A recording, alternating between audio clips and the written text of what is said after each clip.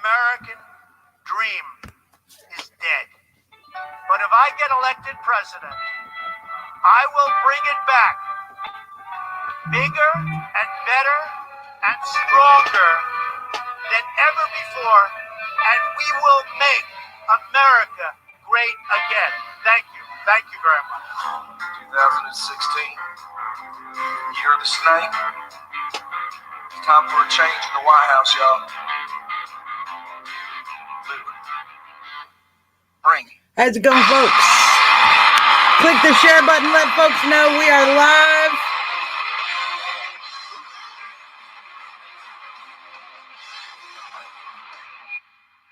If you want a real deal, then you gotta get a real leader. Want a real leader, then we need a real man. Build a wall, deal with all them terrorists. America needs a man that can.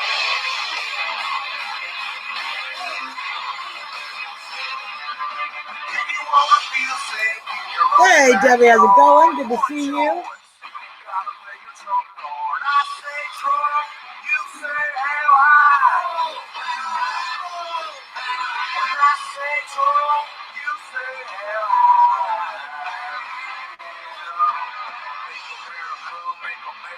Great again. Great again. Great again.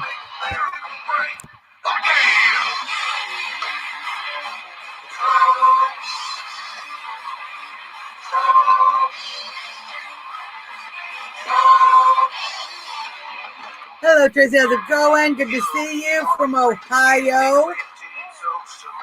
Ooh, I'm trying to keep track of how everybody's going. We all got to keep up the fight, Debbie. Thank you for your part. Every single state is in this mix. We got work to do, and tonight I'm really excited. We're gonna have Jane Ruby on, and she's gonna talk about Virginia. Some really slimy things going on over there. Not good, Governor Northam. Hello, Jalata. How are you? Good to see you. Yep. I got some good people out in Indiana, Debbie. I do. There's my Monken. My Indiana peeps are strong. You know it, Indiana.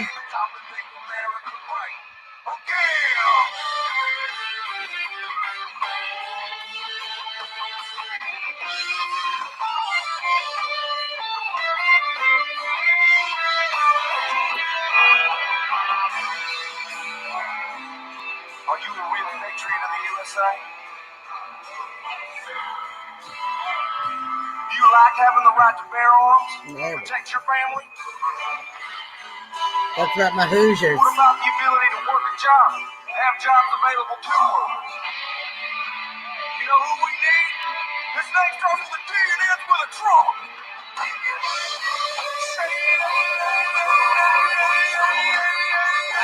How's it going, Florida? Molar Princess, good to see you.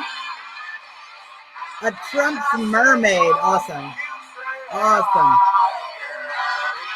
Y'all gotta keep pushing on Governor DeSantis. He's gonna do good things. He's gonna do the right thing, but we gotta keep pushing him to do it, you guys. As you know, every state. I called Governor Kemp this morning in Georgia and thanked his office. I didn't know to thank him. We'll talk about that in a second. We will talk about it.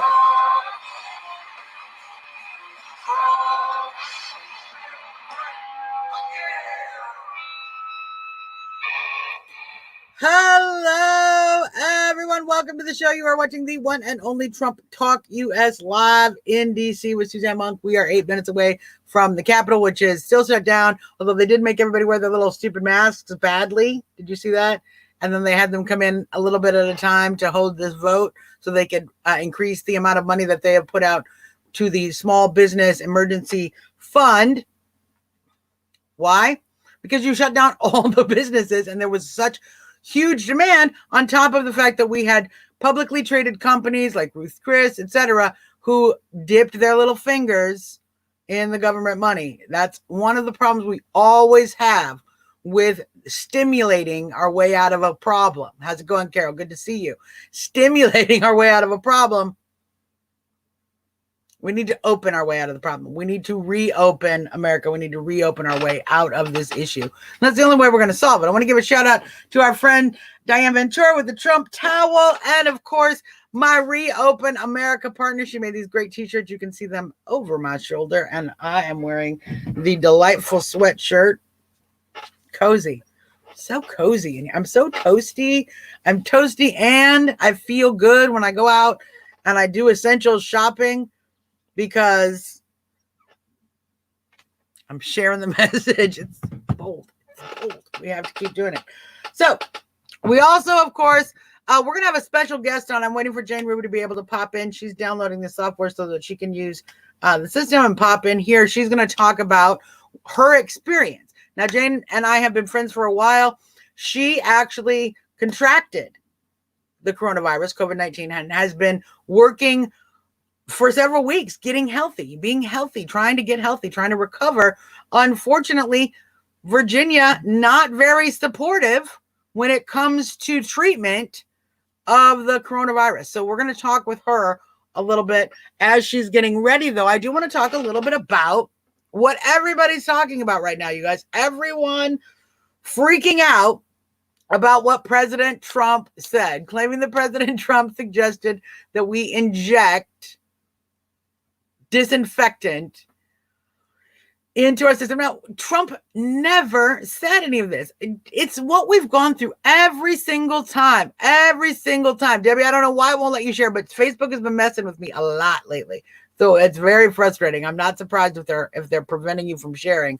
That seems to be their MO right now, because they're doing it to me too. They won't even let me share my own groups, certain things. They pick and choose what they let me share. So Mueller Princess, 100% idiots because they did not actually listen to what the president said. Not only did they not listen, but then the media went out immediately with fake headlines, deliberately leading to the misunderstanding everyone made. Now let's just go through some reality, okay? UV light is a disinfectant. UV light is a disinfectant. We already use UV light as a disinfectant. We use it on buses. We use it in medical procedures.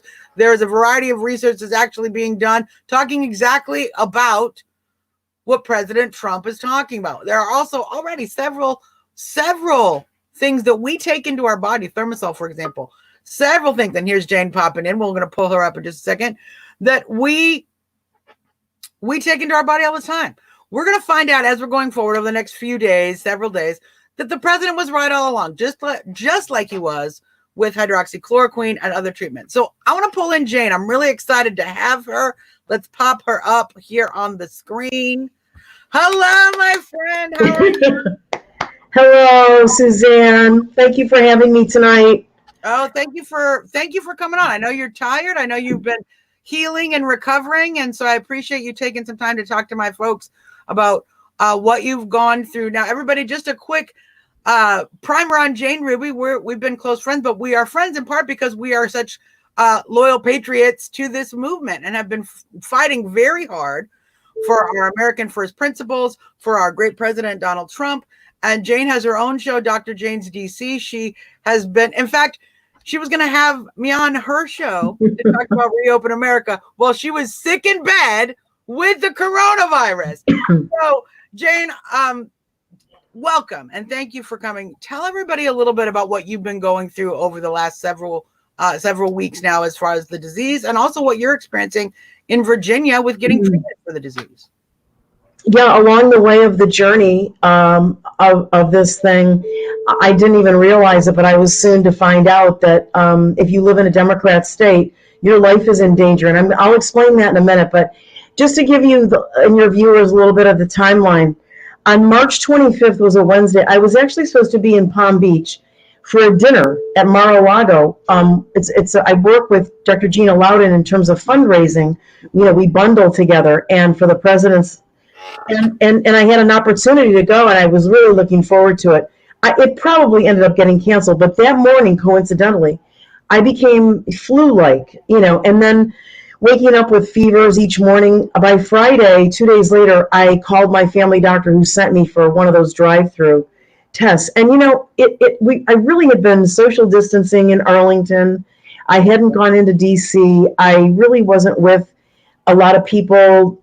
I wasn't with anybody close. I wasn't inside anything except maybe a Whole Foods, and then with lots. So you could have blown me over with a feather. 10 business days later, my doctor called, and I knew it was a bad sign that he was on the other end of the line, because he wasn't going to call me to tell me it was negative. Right. So I was just so shocked. And then I went into terror. You're terrorized because you don't know if you're going to convert to the pneumonia or the respiratory failure. Right. I had no idea. I'm a cancer survivor. You know, I'm not 20, and all these other factors. I don't have any other chronic medical illnesses, and I just hung on.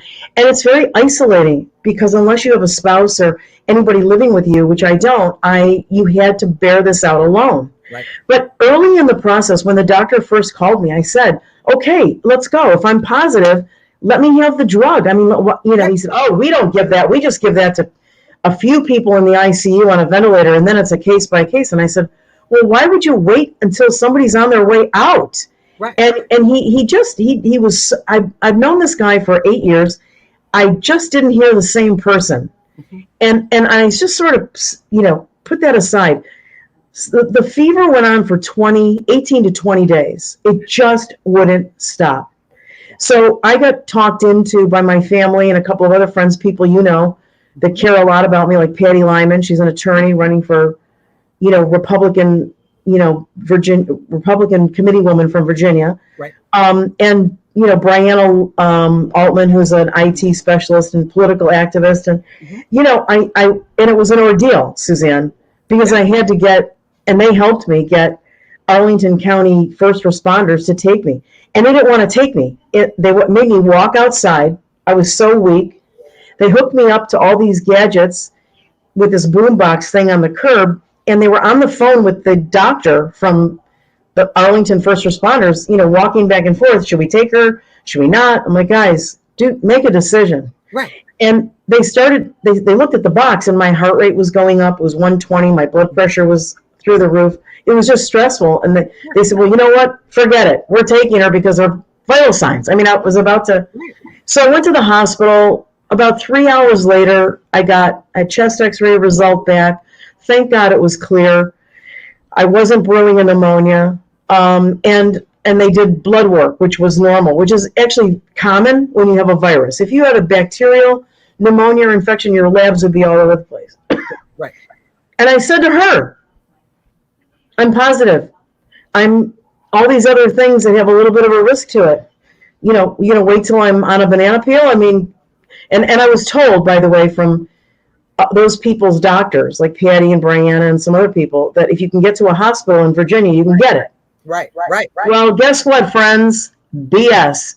So I said to the ER doc, and I'm a nurse practitioner by training, so I know how to navigate the system, talk about it, kind of get what I want. Yep. Have a residual cough. Mm-hmm. I said, give me the drug. And she said, oh, there's no evidence that works. And I said, oh, what do you mean there's no evidence?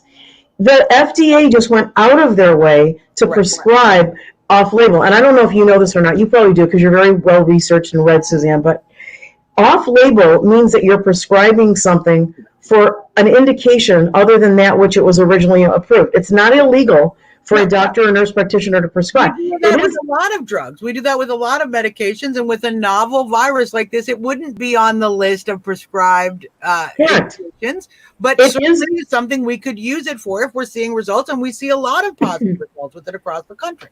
Correct. But it is illegal for pharma companies to promote it off-label. But that's another topic. Correct. And on top of that, on March 28th, the FDA came out. It's unbelievable, with an emergency approval to use it off-label for COVID. Right. They wouldn't have anything to do with it at the hospital. It took me another 6 or 7 hours to get home because I had to go home. Nobody could come and get me. I had to go home by medical transport. President Trump needs to know that he's being sabotaged. Yeah. He went to a lot of trouble to get this drug, hydroxychloroquine and chloroquine. There are two versions of the same similar thing. Yep. And Democratic governors are blocking access. How do I know that? Because after I started to dig into it a little bit, first of all, you should understand that governors control medical practice, nursing practice, and all licensure practice in their state through the Department of Health. Right. And so they dangle that license over doctors and nurses by creating edicts. Now, I'll speak for my state. I have the blackface, baby-killing, filthy piece of garbage, Ralph Northam, who's my governor. Yeah. And Ralph Northam has, by the way, shut down Virginia till June 10th because June 9th is a Republican primary. But without digressing, these governors can stop the use of the drug by sending down an edict through their departments of health that you can only use it for what it's approved for, which is malaria and lupus. Right. That's how they do it. And here's what I find interesting. Governor Northam has not come out publicly and said that he is blocking it like other governors have done. This is sort of a backdoor thing that he's doing. And on top of it, as you're talking about, we see, we have a Department of Health for a reason, but that is now being utterly abused to control the doctor-patient relationship, because who those decisions are literally made by are you, the patient, and your doctor. And we worked very hard to get this president elected, who then established right to try, which should have already negated any need for the FDA to come out and specifically validate the off-label use of this medication. But what you're telling me is that Governor Northam, through the Department of Health in Virginia, has issued an edict that only the drug is to be used when people are nearly on their deathbed, which, by the way, is when we are seeing the least results from it. What we're seeing in other medical, anecdotes from the doctors that are using it, we're seeing it's earlier treatment. The earlier we are getting the hydroxychloroquine and the azithromycin and the zinc combo into people, the sooner their bodies are able to recover. If we wait till the last minute, it's kind of like the ventilators. We're in a crapshoot. We've waited so long, the body is already broken down, and we have a lot of other issues to deal with. Governor Northam isn't being honest, but he is literally putting not just anybody's lives at risk, my friends, so that pisses me off on a personal basis, but anyone in Virginia, unless they are nearly dying, are not going to be able to get this treatment, which we are seeing such positive results. It's worse than that. And I ask all of you to go to lupus.org. And on that website, I can send you the exact link, and you can send it out to your followers later on. It's lupus.org, but then there are a couple of other things you have to put in there, like advocate and then /state. And they've done a great job of collecting every state Department of Health statement on hydroxychloroquine. Now, let me pick a state that's Democratic run. Michigan, New York, Cuomo, Michigan, Hitler Whitmer, New Jersey, Murphy, Phil Murphy, Virginia, Ralph Northam. Princeton, Illinois. You just look at all the Democrat-run states. I defy all of you, and you will see the same edict, slightly different wording. Go to Florida on the lupus.org website, run by a Republican, Ron DeSantis. No such edict exists, which means that they have stepped back and allowed doctors and pharmacists to prescribe and dispense. Right. And look at other Republican-run states, you won't see those restrictions. It has become dangerous to live in a Democrat-run state. You bring up lupus because lupus is treated traditionally and has been treated for some time with hydroxychloroquine. I'm hearing from folks who have experienced lupus, who are, have a lupus condition. They're having a hard time getting their prescriptions because of what you're talking about, because of the edicts that are being issued in Democrat states. So not only are we not giving it to the people who have the coronavirus, who are so desperate, we've locked the whole economy down to save your life, Jane. That's what we're told. We're told nobody go to work so Jane doesn't die. Jane goes to the hospital. She can't get the medication to prevent herself from dying. She has to just power through with your immune system and with time. And by the way, I'm still suffering with residual symptoms. I think I'm pretty much out of the woods, but I do have a persistent cough, and I lost 100% of my taste and smell. And if you don't think that's dangerous, think about, I have to toss food out every couple of days because I can't smell or taste if it's rotten or spoiled or with mold. And I almost set my apartment on fire a couple of weeks ago. Not really, but the alarms went off because I couldn't smell the butter burning in a pan that I walked away from. Right. So now I have to set the alarm or the timer. So I just wanted to mention that's become actually a hallmark symptom. Right. And I get it intermittently profoundly fatigued, which, you made reference to that earlier in the show. I wanted to be on your show earlier, and I wanted you on my show earlier, but I just knew I didn't have the strength. I'm just this week beginning to get, a little bit of strength. And I also wanted to mention, I was looking at the wrong column, but I'm looking at your live comments, and I see a lot of wonderful friends, great comments, a lot of patriots. I want to say hello to everybody. And everyone, hello to you as well, and appreciate all the work that you're doing and for your speaking out about what you've experienced. Because, Jen, a lot of us reopeners, as you will, get accused of not taking the virus seriously. We don't care about people who get the virus. We don't believe in the science. We don't even think the virus is real. I wanted to bring you on the show, if for no other reason, to say, no, none of that is true. We see the virus for what it is. We see that the numbers are being manipulated. We see that there is a real problem and that we need to protect individuals. But what you're now reminding us deeply is that you're not even getting the treatment that you need. What treatment did they give you at all? None. Well, I shouldn't say none. I actually begged the nurse practitioner for azithromycin, which is actually an antibacterial macrolide. Right. It does have some protection against pneumonia, but not a viral pneumonia. But I took it anyway. That was about it. It helped your body not build up an additional bacterial infection while you're dealing with the virus. My primary doctor literally said to me, "You're going to have to tough this one out." And then I learned later on it was his license or me toughing it out. This is very dangerous. By putting yourself out there like I have, I've put myself at risk. Mm-hmm. So by coming out publicly and trying to warn people and warn the president that he's being sabotaged on a state-by-state level by these Democrats, I won't get into details because people may or may not know exactly where I live.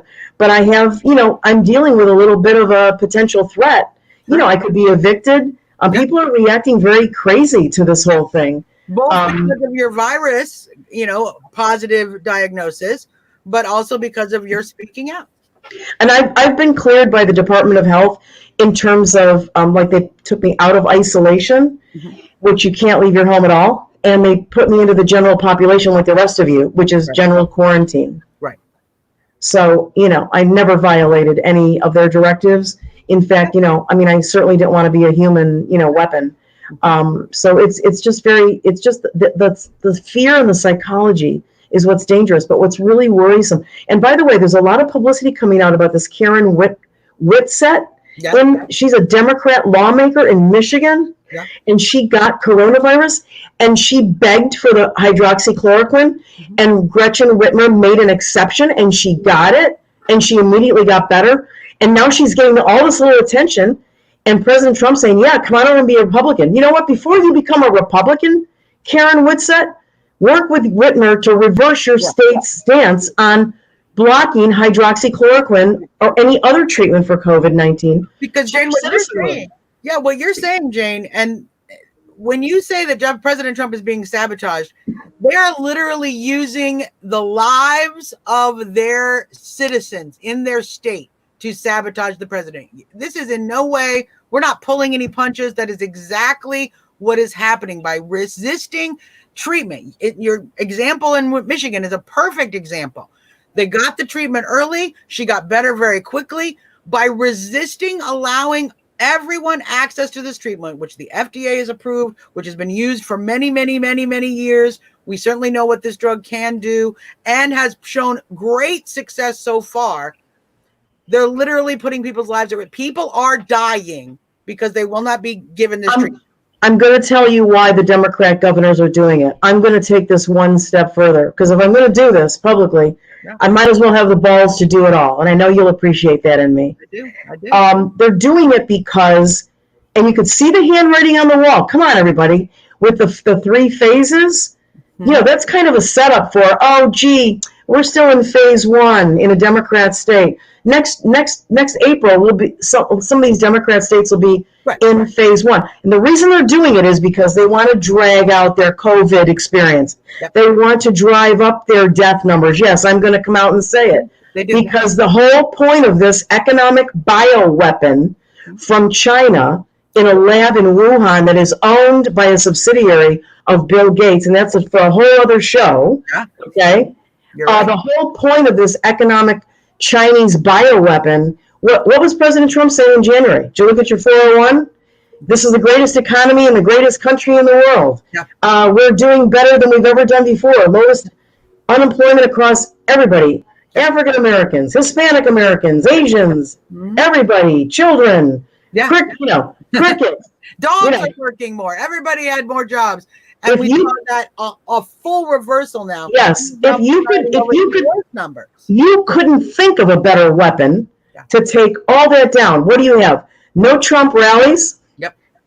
Nobody's working. We're getting slammed into a depression. Yep. Businesses are going to go away. So it's not like, I know he's optimistic, but when he says they're going to come back bigger and better than ever before, they lost their business. They lost their employees. I have a family member in New York State who laid off employees, but through the the Payment Protection Program, started to offer a couple of people their jobs back. You know what they said? They don't want them because they're making more sitting at home, right? Yeah. And I said, honey, what are you going to do when that runs out? Will you hire them back if they come back to you? And he said, not a chance. No. Because this is a very conservative person who says, you had a chance to come back to work for your long-term, career, and you chose to be on the government dole. Yeah. Didn't set right. No, there's a lot of people who are getting very comfortable sitting at home. And unfortunately, Jane, that is a non-starter for a lot of people in the working class, people with families, people who have businesses themselves. A lot of these business owners, as you know, are sacrificing their own wealth, their own built-up savings, their personal savings. They're mortgaging their house if they can to be able to keep their business open. And there's no certainty because we have these shutdowns continually being extended and extended and extended ad nauseum. Now, and let's just add this, just of course, recently over the last few days, we've seen the oil industry here in the United States be completely decimated. How did this happen? Well, with the economy as it was globally, the Saudis dumped a bunch of oil into the market. Oil dropped to a negative per barrel rate. We in the United States need it to be $30 a barrel, or oil producers, oil drillers aren't going to make any money. So they closed our oil fields. One of the things that President Trump was also very proud about. After he stored and stuffed a lot of it in our holdings, which was smart. No, he did a great job. And I think that's a good point that you make. He fooled the Saudis a little bit by buying up all that cheap oil they flooded up the market with and put that in the strategic reserves, which is why we saw that oil price bump back up. Someone in your talk room asked if I've spoken to Trump. I don't have a direct line to the president, but I have a lot of indirect lines.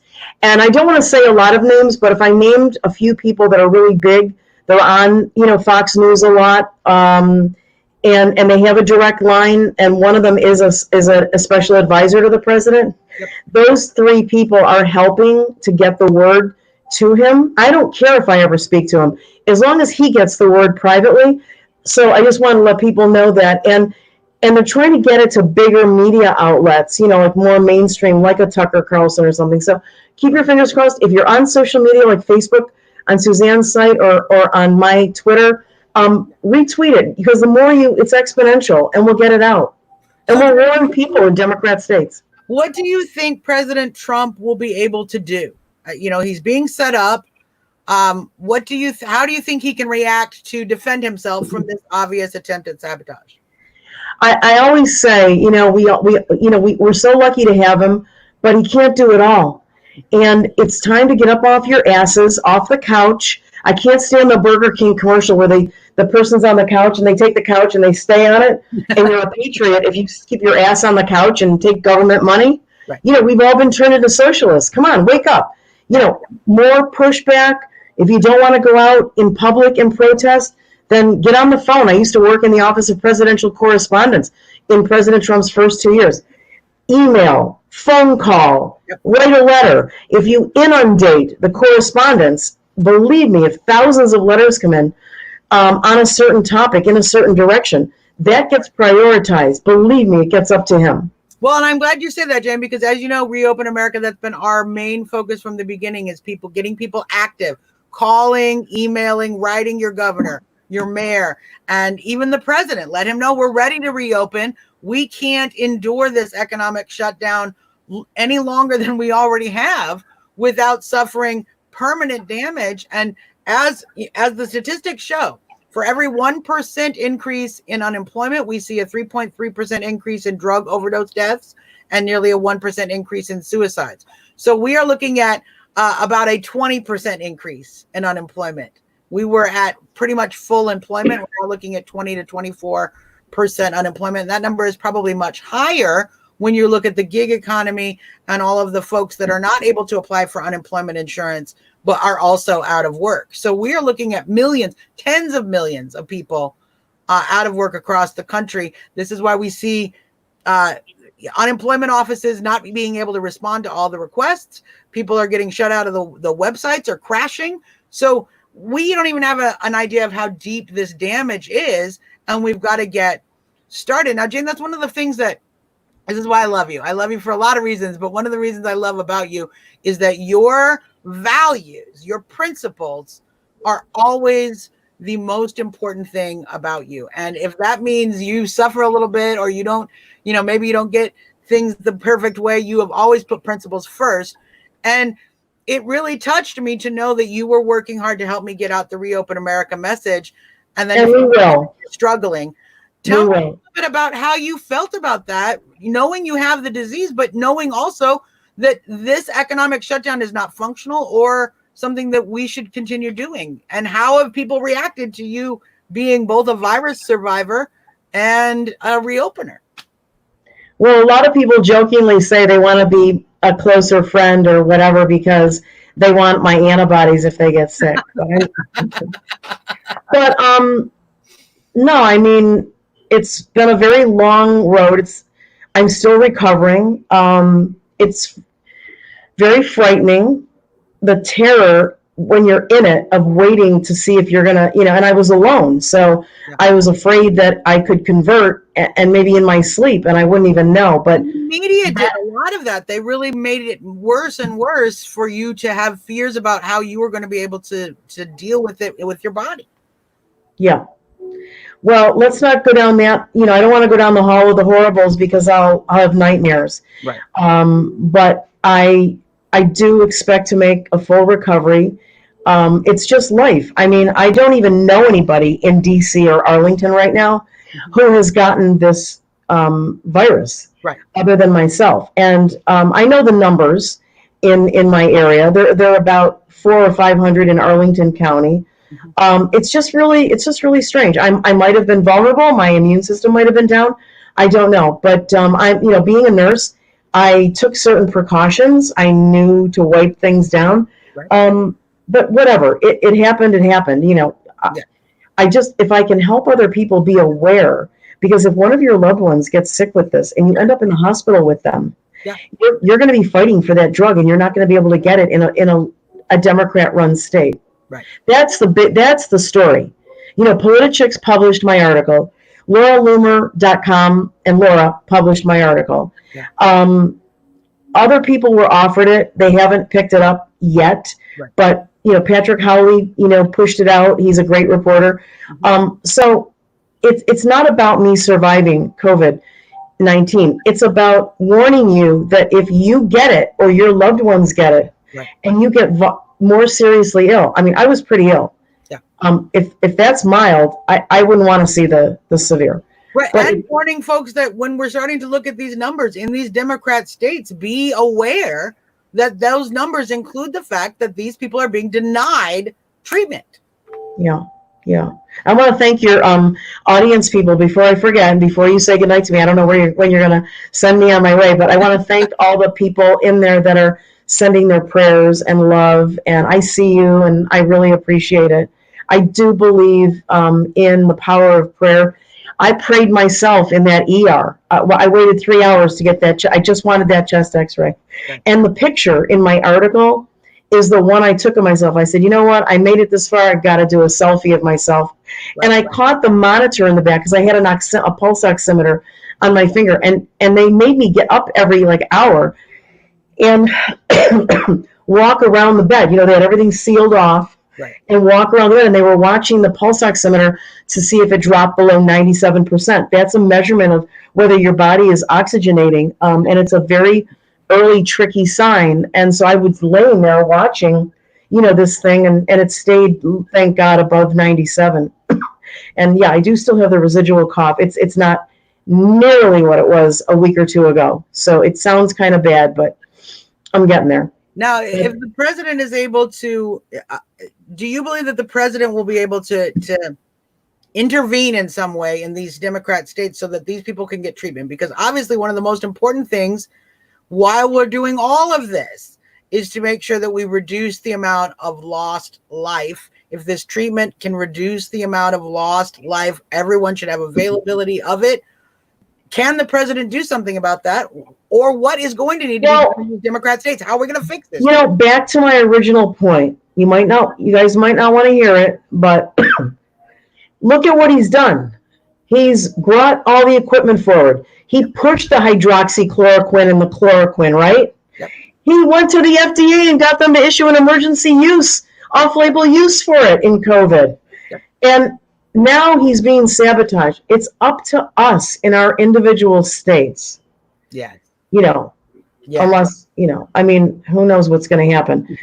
Northam is probably not paying attention to me because it just came out a couple of days ago that the little bastard is running back and forth to the Outer Banks of North Carolina from Richmond, Virginia. He's violating his own stay-at-home. It's just, look, guys, some states accidentally elected Democrat governors. Others got duped by election fraud. And these governors, most of them, I looked them up. Whitmer, Murphy, Northam, Cuomo, they're all in there till 2022, probably a little bit into 23 when the next person gets sworn in.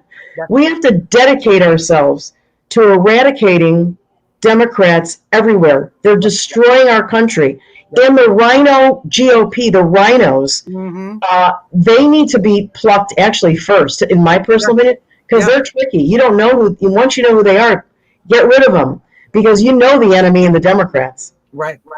Jane, Muller Princess over on Twitter asks, what was the reason for not giving you the drug? What was the reason the doctor gave you? My primary doctor said his response was, and by the way, my Twitter handle is Dr. Jane's DC. Great. Or Dr. Jane Ruby. You'll find me at both. And the article is pinned to the top. Great. But the primary doc responded basically with, we don't do that. He was reflecting the Department of Health that comes from Northam. Right. That language in there, okay? And then when I got to the ER doc and I was pleading with her response was right out of the health department edict. Right. And that is that there's no evidence that it works. Right. This is a physician telling me, a nurse practitioner, that there's no evidence. And I said to her, are you out of your mind? I work in pharma. I know you can use it off-label. Right. And there is evidence. There's a lot of anecdote. And the FDA just approved it.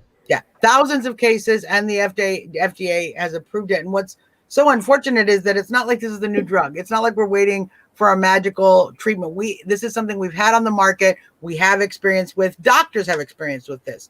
So yes. Certainly, it's not as if it's new and they don't know what it's capable of and what they are capable of doing. But we see now the government, particularly on the state level, really getting in the way of the doctor-patient relationship. And if they can do that here, that's going to be something in every other situation. We've already seen the states invade the doctor-patient relationship when it comes to firearms, asking people, are there firearms in their home? Dealing with mental health issues. It becomes a concern as we move forward. Once we start talking about immunity cards and can we go out, and we see people being arrested just for being in public or for not wearing masks or not following these guidelines that, as you mentioned, the governors themselves are not following. And these governors know what they're doing, Suzzanne, because while they've got you on lockdown And while they've said you can't have more than 10 people at a gathering, right, in most of these states, they're behind the scenes signing executive orders and bills that their Democrat lawmakers are sending them. Yep. They're removing our Second Amendment rights. They're removing many of our First Amendment rights. Yep. We're going to have a long crawl back, my friends. Yeah. And what the damage they're doing to the electoral process, we see in many states, they're trying to go to an all mail-in ballot system. Don't do it. We're going to see as Jane says, once we get the country open, folks, once we get the country open, we're going to still have to call, email, write, pressure, protest to continue to undo the damage, because we have given them so much authority and so much power, not legitimately, but because of our fear, because we allowed the media to really panic us into allowing these unconstitutional actions. And frankly, this invasion of our medical practices by government.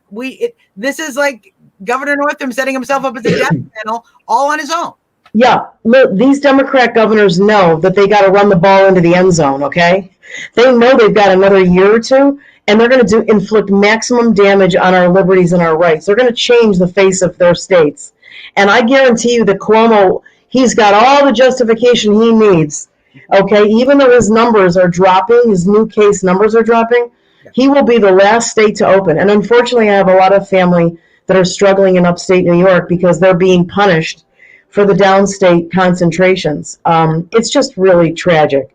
But we can't get them out soon enough. They're still going to get a lot of damage done before we can get them out, Suzzanne. Well, and I think and I was talking about this with a fellow patriot earlier today. I think we have an opportunity, Jane, because as you know, these urban environments, cities like DC, Baltimore, Detroit, Chicago, New York, these are going to get shut. They're in Democrat states. They're going to get shut down longer.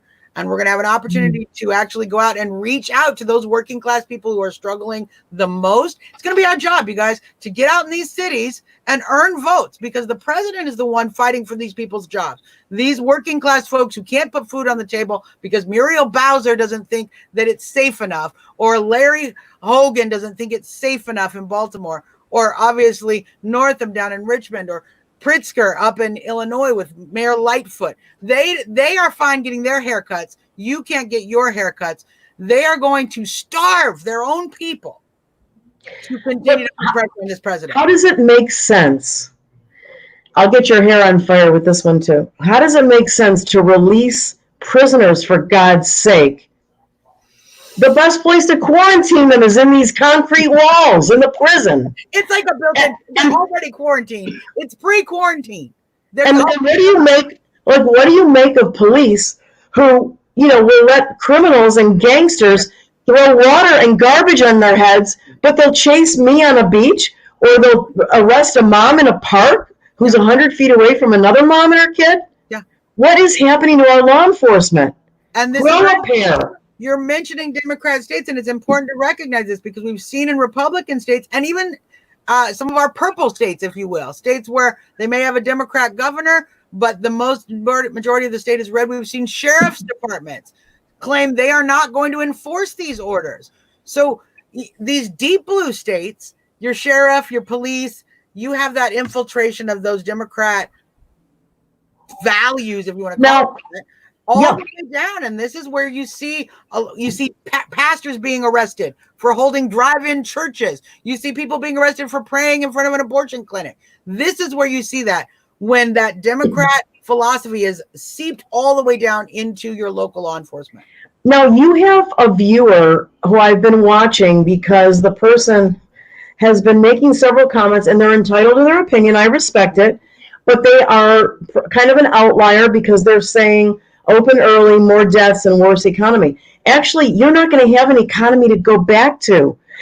People are going to be dead, suicide, drug addicted. They're going to be in shelters. They're going to be homeless is going to explode, and you're not going to have jobs to go back to. That's right. For years. Yeah. And I watch the president, by the way. I watch his body language, and I can't read his mind.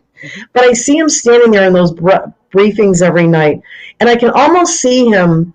I can see the wheels turning. He's probably sick to his stomach. He's got to get to a certain point, and then I think he's going to come off the chain. Right. I don't understand the thing about the Georgia governor. I understand he didn't want to be connected to Georgia if it spikes from opening too early. Right. But I would have just been kind of left it. I found it was he really layered that mixed message of, it was Kemp doing what was best for his state.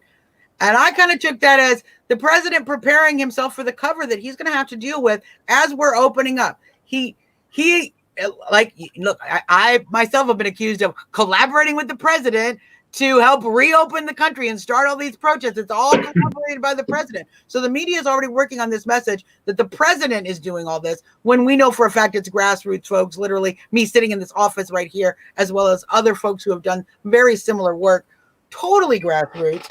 But what we know, the president is going to get accused of being the reopener in chief, if you will. And so I kind of felt for him.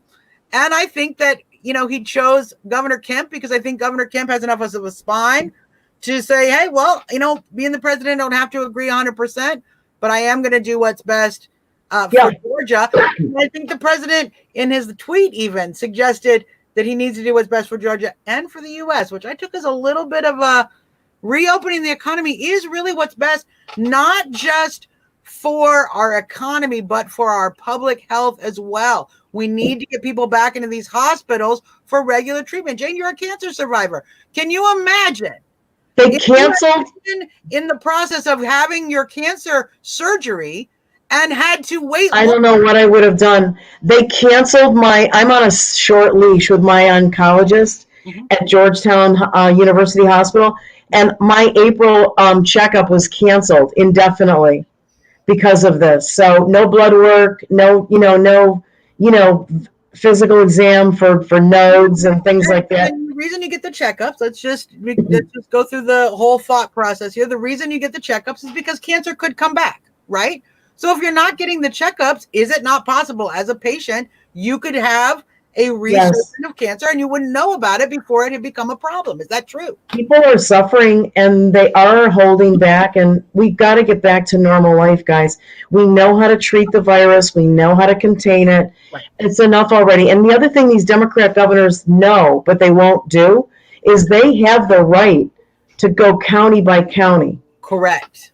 And they're not using it. Right. They're making the entire state hinge on the phase 1 criteria before they even are allowed to start phase 1. And that's very frustrating for states like Virginia, like Illinois, like New York, where there are many, many counties that don't even have a few hundred cases, let alone anybody who's died in the county.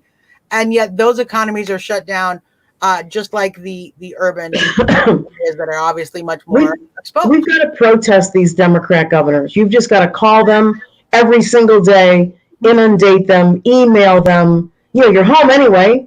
Whether you're working remotely or not, get them a few emails every day and start, holding their feet to the fire, because they're pretty cocky. They know they got a clear shot, and they're not scared. Well, and Jane, Whitmer punished those protesters. She told them if they did it, she was going to lock them down longer, and she just extended it to the end of May. Yeah. And that response, and Jane, you're so right, that response, when they do that, when the governors respond to our First Amendment right to redress our grievances. Oh, I flipped my Constitution the right way. when they do that, we have another obligation to push back even harder. And I'm glad you mentioned call, write, email. So are you saying, Jane, that I'm not the only person in America who believes that calling and writing and emailing is actually an effective way to get our governors and our representatives, elected officials, to do what we need them to do? I'm telling you that it might not move the needle big time with Democrats because they're pretty cocky, but it might move it to some degree. And I think they're going to get nervous that they are going to get ousted. Right. I can tell you it does matter if you're trying to get messages to the president. I used to open gifts. I used to open letters. Mm-hmm. Those were two different sub-departments. Mm-hmm. And things are escalated to him. Mm-hmm.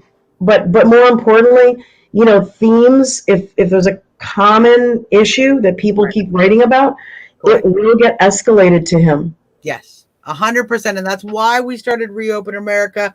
That's why we have advocated daily calls to action to call your own governor, call your mayor, advocate for that to your friends as well. We've advocated calling other states' mayors. In fact, I talked to Governor Kemp's office today, thanked him for standing up for the country. We've talked to South Dakota, Kristi Noem, Governor Noem, who is also a great idea. So Governor Noem, her office was so appreciative. Frankly, Governor Kemp's office as well.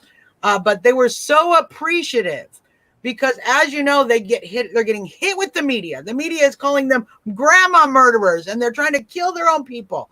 And they're getting hit with the crazy shutdown Sallys, I call them, who just call like Karens all day long. And when you see that, when you counter that message with people who understand what our Constitution was built on, what liberty is about, what our economy is about, and how we can be safe but not destroy our economy, to have that counter message they appreciated it so much in South Dakota. They appreciated it down in Georgia. So we have initiated thousands and thousands of calls to our sheriffs. I just called Muriel Bowser's office this morning and asked her to reopen the dump. We can't dump big bulky garbage. So they're already dumping mattresses. They're turning us into Baltimore as we speak, Jane, because we can't take stuff to the dump. So, every day the lady knows, her little receptionist knows me by name and voice at this point. What is it about the garbage? Because in my building, which will go unnamed, so I don't get evicted, that we have a chute, and it's not even a room. It's a compactor. As soon as it hits, it's compacted. Yeah. They shut it down. They claim it's not working, but they put big garbage things with a lid. Mm-hmm. When you live in a rural area with a lid, right, and they're overflowing. We're going to get rats. Yeah. The garbage is all over the floor by Sunday night. What is with the Dems and the garbage? I don't know. And Jen, I'm assuming that the reason that they have that is because the contractors cannot get to the dump. I can't take junk to Why? The this is you can social distance at a dump. I know. No one is getting close to anyone at the dump. Everyone smells like they've been at the dump. Nobody dates at the dump. I mean, what is it? What am I missing? I don't know. But what as you see it, so many of the issues, like the prisoners being released, like it doesn't make any sense, and it immediately causes an additional health problem.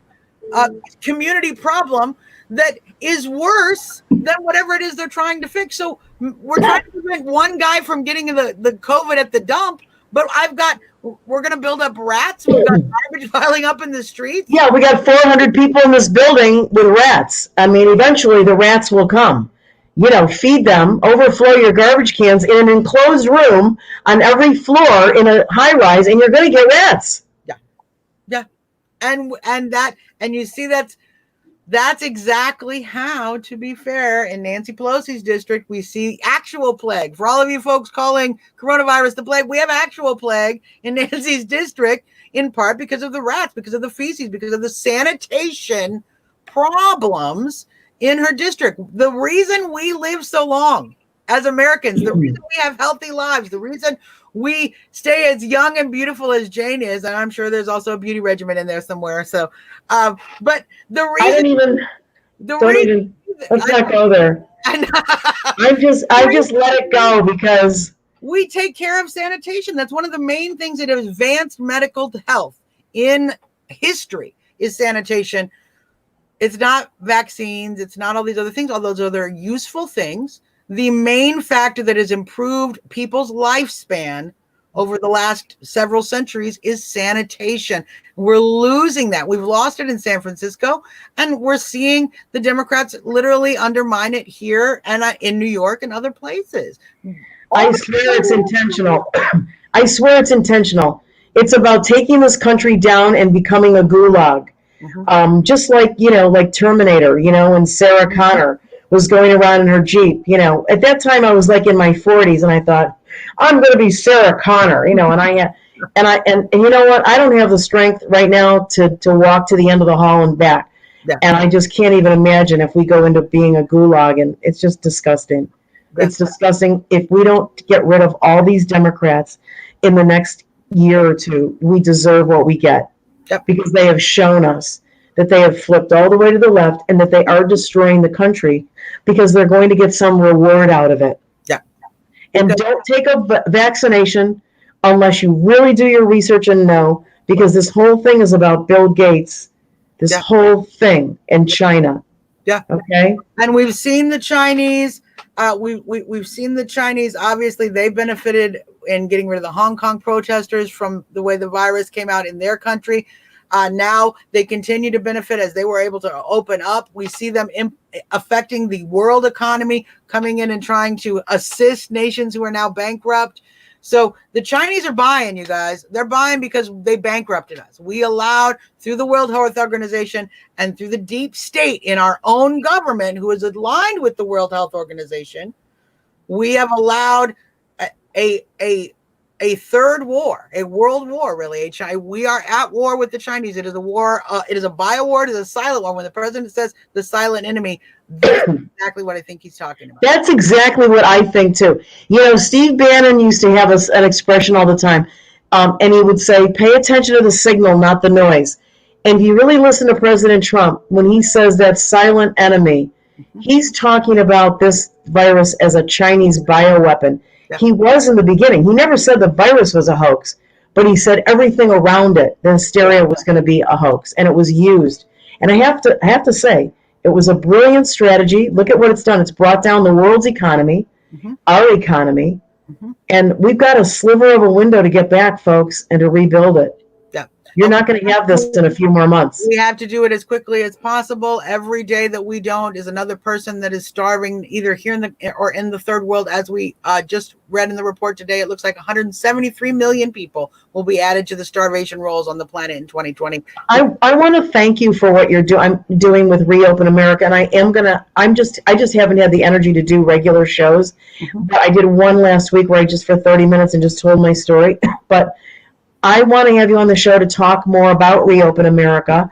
And I want to thank you for doing it because you belong, really, you know, as much or more than my story. We're trying to warn people. But I think Reopen America belongs on like a Tucker Carlson type show or Shannon Breen, because people are feeling it. Yeah. And we're not going to take it much longer. We have a long-term mission, and I'm excited to see all these protests that are popping up. But Jen, you know as well as I do with the Second Amendment protests that we all went down to in Virginia earlier this year, if there's not follow-up, if you're not hitting those phones and hitting those emails and hitting those letters afterwards, you're not going to get the result you want from the protest. And so Reopen America is in it for the long haul. As I've said from the beginning, I am not going to be happy unless every single business that was open before this crisis is reopened. I know that's not possible. I know that's an impossible goal.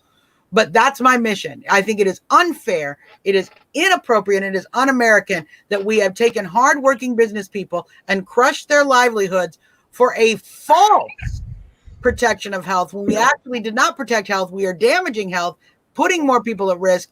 And had we done more like Sweden, had we done better methods, had we allowed the president and his advice, obviously, that he is getting good advice about the treatments that we have come up with already. We are seeing him talking about using UV light for disinfection, which is a very interesting and innovative treatment. It's very innovative. If we give him credit for that, if this was Barack Obama's ideas, we'd be in a different world right now. So, you know, we have to keep fighting for this president because he's fighting for the country. And so ultimately, fighting for the president is fighting for the country, Jane, as you know.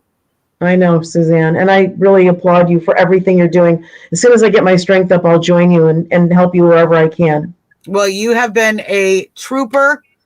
You are a brave woman. The good Lord sees fit to give you a lot of health issues to fight with, and you have taken every single one of those challenges. So I know he picks his hardest battles for his strongest warriors, and that's one of the things I love about you, my friend. Thank you so much for being on the show, for talking to my folks, and for sharing your story.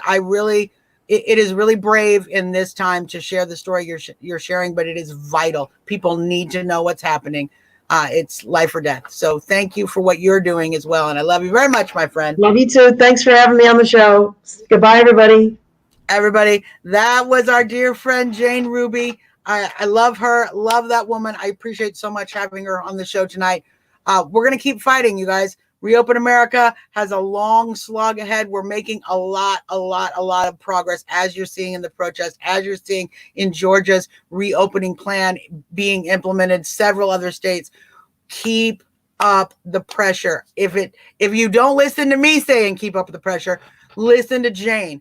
We have to call. We have to email. We have to write. So important. So we're going to be back again. Trump Talk US is going to be back again on Monday night.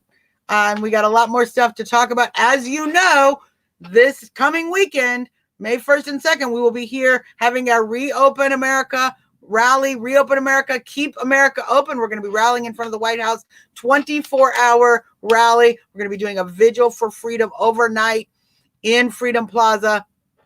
We continue to stand up with our president to get this country reopened, and we continue to stand up against this plot to destroy the American economy and the globe. Freedom will not die in this country. If it dies in this country, it will die everywhere, and we're going to not let that happen. Not on my watch, y'all. Not on my watch and not on yours. Love you guys. Thank you all for tuning in. Appreciate so much. And have a wonderful weekend. Keep up the good fight. Over the weekend, email and write your governor and your mayor. You can always do that over the weekend. It doesn't have to be a phone call on Monday through Friday. You can email at any time. So please do that. Keep up the good message. Keep up the good work. We'll see you on Monday, you guys. Till next time, this is your girl, Suzzanne Monk. Trumping out.